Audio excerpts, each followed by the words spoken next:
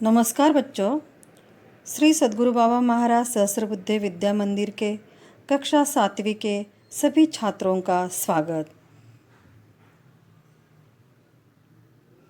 बच्चों, आज हम देहात और शहर इस पाठ का दूसरा पत्र देखने जा रहे हैं। इसके पहले पत्र में हमने देहात ने अपने मित्र शहर को पत्र लिखकर गांव में कौन कौन सी सुविधाएं परेशानियां हैं इसके बारे में पूरी जानकारी दी थी। तो बच्चों, आज हम देहात के पत्र को शहर ने दिया जवाब देखने वाले हैं। शहर लिखता है, प्रिय मित्र देहात नमस्कार, और पत्र लिखा गया है दिनांक 15 अगस्त 2017 में। बच्चों, हमारे देश को 15 अगस्त 1947 को आज़ादी मिली थी, ये आपको पक्का पता है। उसी दिन पत्र लिखा गया है, इसलिए शहर लिखता है, आज स्वतंत्रता दिवस है। इस उपलक्ष्य में हार्दिक बधाई देहात को दी है। उपलक्ष्य यानी अवसर पर पत्र मिला। तुम्हारी प्रगति के बारे में जानकर खुशी हुई। कौन कौन सी प्रगति? तो देहात ने शहर को जो सुविधाएं बताई थी वही जानकर खुशी हुई। शहर लिखता है, मित्र, परिवर्तन सृष्टि का नियम है, भला तुम्हारी स्थिति क्यों न बदलती। तो बच्चों, परिवर्तन यानी बदलाव, और बदलाव सृष्टि का नियम होता है। कोई भी स्थिति कायम नहीं रहती, वो हमेशा बदलती है, उसमें परिवर्तन आता ही है।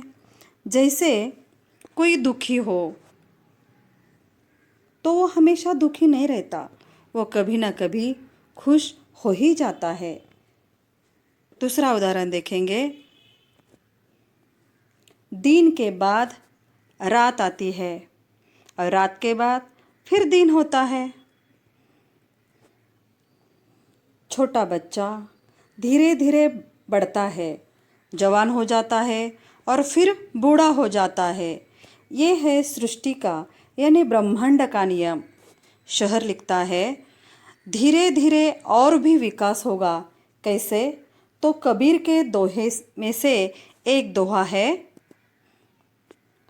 धीरे धीरे रे मना, धीरे सब कुछ होए, माली सींचे 100 घड़ा, ऋतु आए फल होए।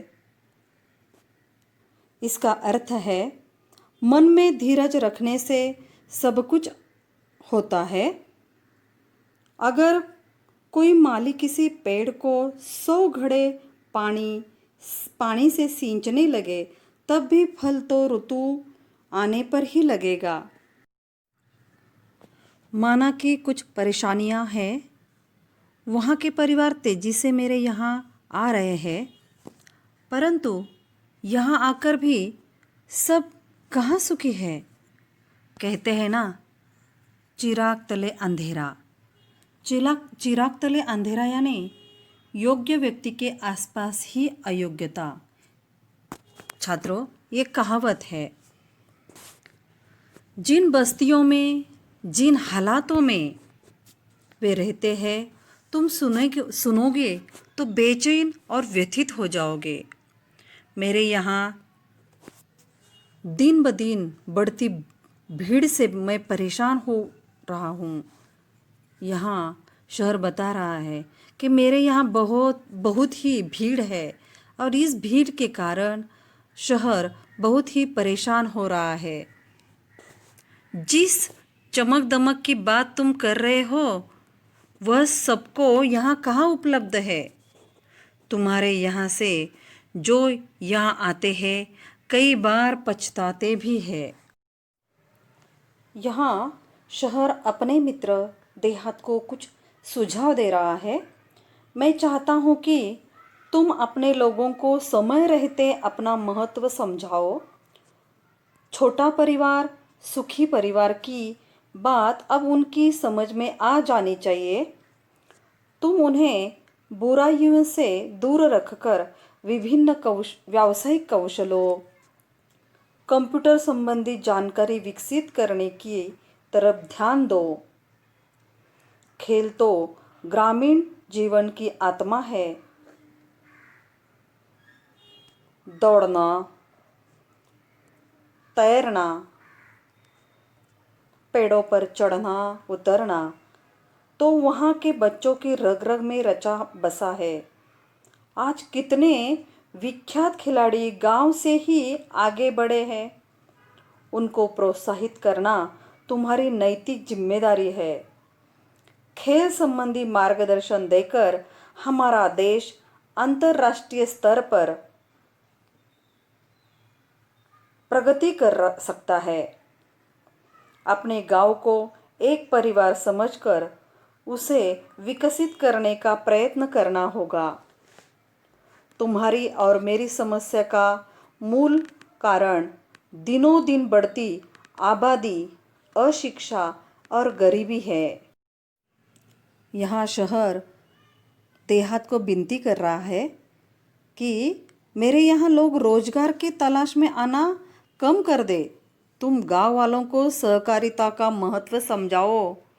सहकारिता पर आधारित छोटे छोटे व्यवसाय तुम अपने यहाँ शुरू करवाओ, ताकि कृषि आधारित अनेक लघु उद्योग जैसे कि फलोत्पादन, औषधीय वनस्पतियों की खेती, पशुपालन जैसे व्यवसाय शुरू किए जा सकते हैं। ऐसा शहर ने देहात को कहा है। अरे देहात भाई, कितने भाग्यशाली हो कि तुम प्रदूषण मुक्त वातावरण में रहते हो। खुला खुला परिसर, न धुआं, न वाहनों की चिल्लपों, हरे भरे पेड़, ये सब चीज़ें तुम्हारे पास है। रात में तारों भरा आसमान, तो सवेरे उगते सूरज के दर्शन कितनी सहजता सरलता से हो जाते हैं। हम तो इमारतों के जंगल में बदल गए हैं। खुला आसमान, बड़ा मैदान, कितनी बड़ा मैदान हमारे लिए कितने अनमोल एवं दुर्लभ हो गए हैं। दुर्लभ यानी जो कठिनाई से मिलते हैं। बहुत कठिन होता है कि शहरों में बड़े बड़े मैदान होना। ये तुम नहीं समझ सकते। तुम्हारे तहसील और क्षेत्र के लोगों को चाहिए कि वे अपने क्षेत्र का सर्वांगीण विकास करने के लिए अपने जनप्रतिनिधियों का सहयोग लें। तुम्हारे यहाँ जो बच्चे विद्यालय में पढ़ रहे हैं, यदि अभी से उन्हें सही दिशा, उचित मार्गदर्शन दिया जाए तो भविष्य में वे हम सबकी व्यथा कम कर सकते हैं। वे ही हमारे आशा स्थान है। मुझे पूरा विश्वास है कि उन पर अवश्य ध्यान दिया जाएगा। तुम्हारा अपना शहर। यह पत्र पूरा हुआ है।